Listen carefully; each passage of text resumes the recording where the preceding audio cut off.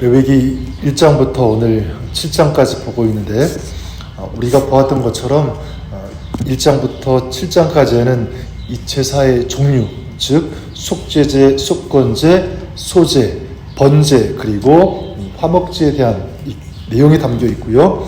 또한 어떻게 제사를 드려야 하는지에 대한 이 제사 방법에 대한 규례가 이 속에 되었습니다.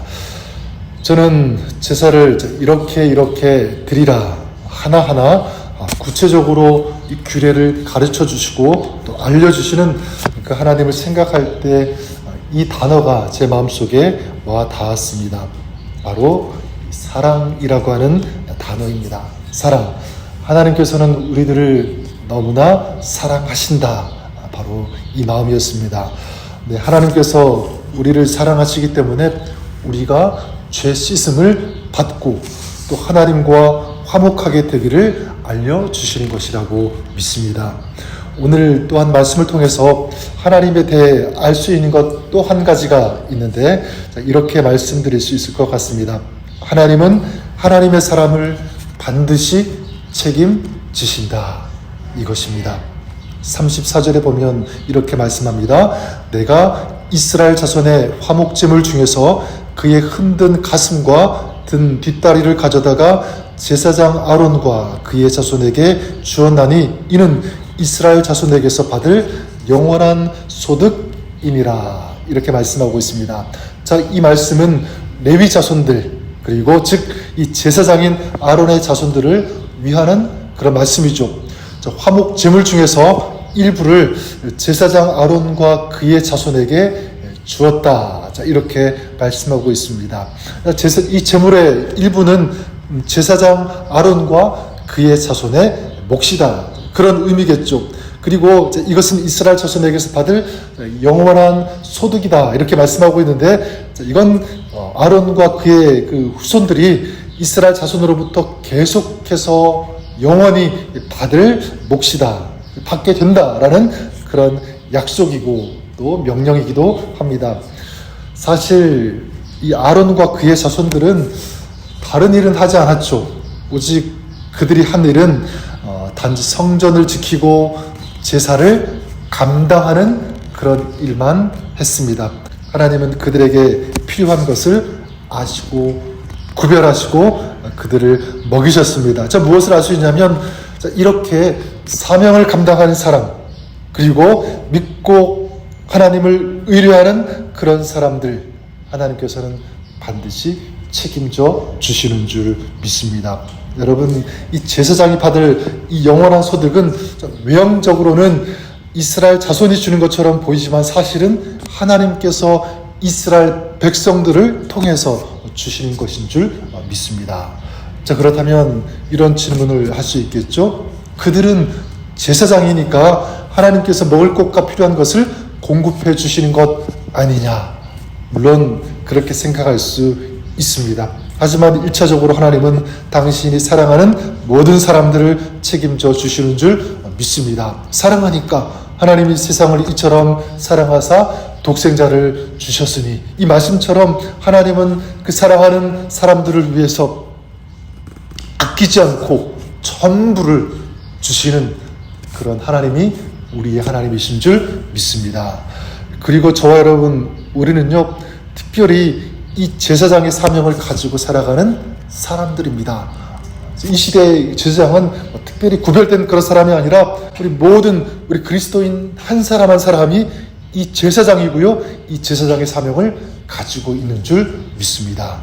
베드로전서 2장 9절에 보면 너희는 택하신 족속이요 그 다음 왕같은 제사장들이요 거룩한 나라요 그의 소유가 된 백성이니 여기에 너희는 모든 그리스도인들을 말씀합니다. 절대로 목회자만 이 제사장이 될 수가 없습니다.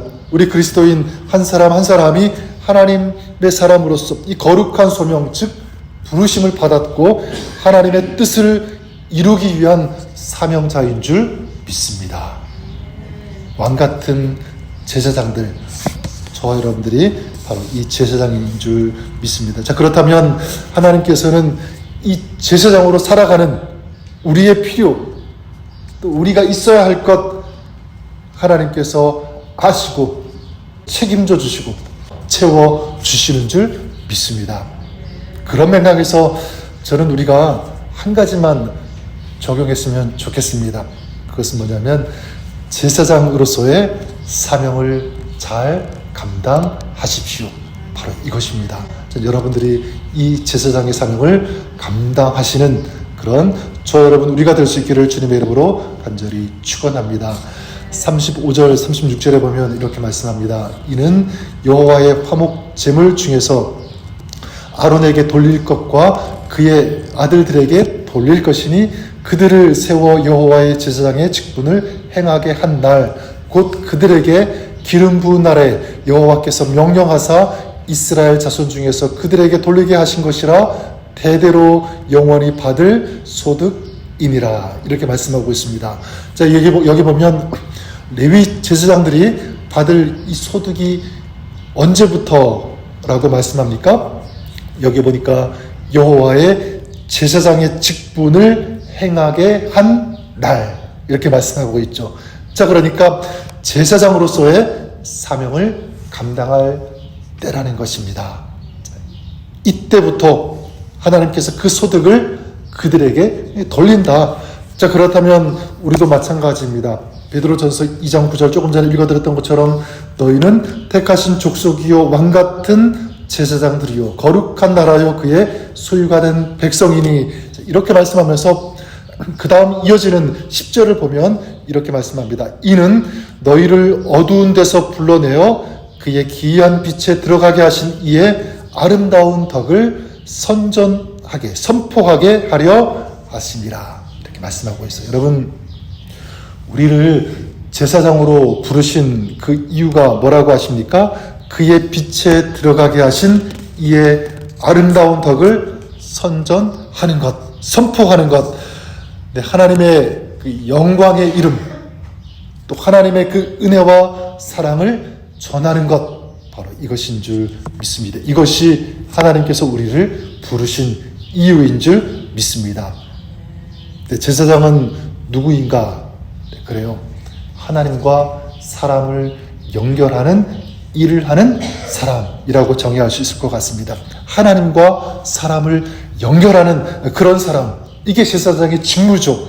하나님을 알지 못하는 사람, 하나님과 사이가 멀어진 그런 사람들을 하나님께로 가까이 인도하도록 부르심을 받은 그런 사람, 이 책임과 이 사명이 우리에게, 우리 제사장들에게 있는 줄 믿습니다. 저는 저와 여러분, 우리가 이런 아름다운 덕을 선전하는 이 사명의 삶을 살아가시기를 주 이름으로 축복합니다.